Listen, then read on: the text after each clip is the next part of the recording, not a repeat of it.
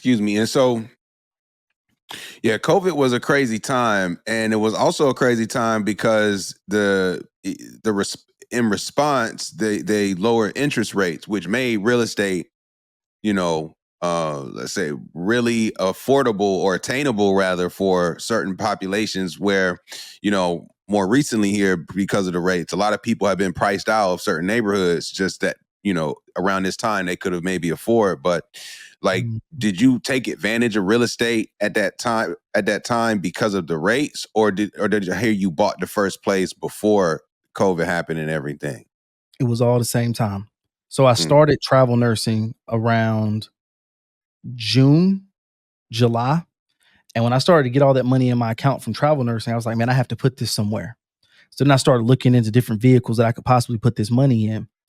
And I looked into real estate and said, whoa, I never knew this about real estate. Like, I knew that you could get some money, some cash flow, mortgage is low, rent is high, you keep the difference, whatever. All right. But I didn't know everything that I now know about real estate as a long-term investment. And once I found what I could do with real estate, and then I looked at the rates, I started looking at headlines, I started watching the news, and I realized that, oh, snap, this is the best time in American history to purchase a house. mm. I happen to have these dollars in my account. So once it switched and I realized the urgency, I was literally, man, screaming to the top of my lungs to anybody that would listen, buy some real estate, buy some real estate. You could not have bought anything in 2020 that you are not thanking yourself for buying in 2024. Yeah, Period. true, Period. I don't care true, what you bought. It doesn't even true. matter. If you bought anything in 2020, you're happy you bought it now. So, Facts.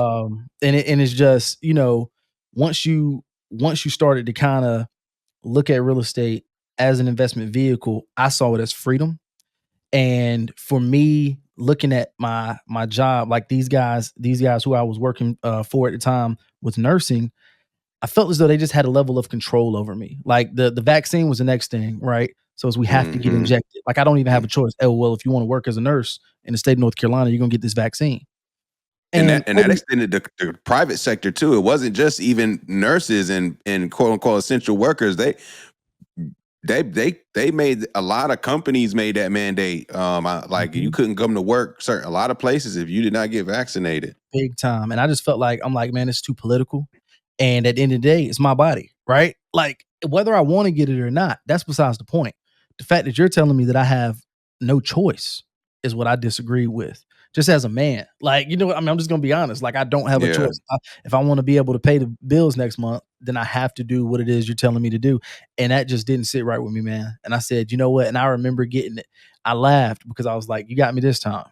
But I promise this will be the last time that anybody will ever get me because I'll never be in this position again. Mm. And that was fuel, boy. That was fuel.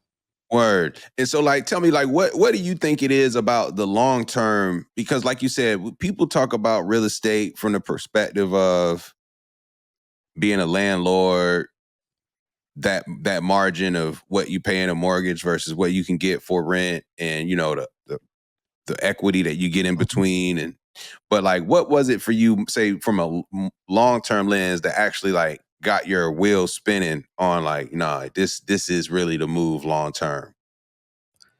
Great question. So, how I got started in real estate was so it was just the perfect storm. Dude, I'm serious. Like everything worked out to where it was just storm. So I bought my first house, the house I'm currently in 2018. It was December 2018, so almost 19. I saw my house, which I'm very transparent. I bought my house for $300,000.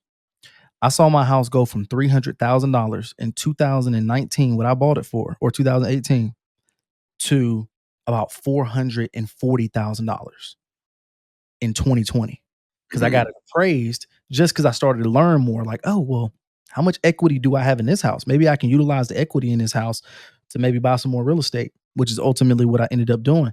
So I went and got an appraisal, and the appraisal came back like it was like 440 something thousand dollars. And I was just like, so you're telling me that I actually own this much equity? I paid nothing to get my house. I paid not a penny. The builder, brand new house, the builder paid my closing costs, and it was 100% loan to value loan from the bank. So I literally came to closing with nothing. I bought this, paid the mortgage each month, and in that amount of time, in a little about what, a year and a half, I had $150,000 in equity. And I said, Mhm. "Whoa." And that's what kind of woke me up to, hold up. If this did this, what is everything else doing? So I started to go back and do research on what homes were selling for during, previous years.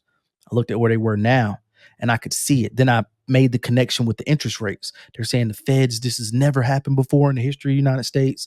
I'm looking at interest rates and I'm just like, I really, really need to go buy something urgently. Mhm. It was just like this force.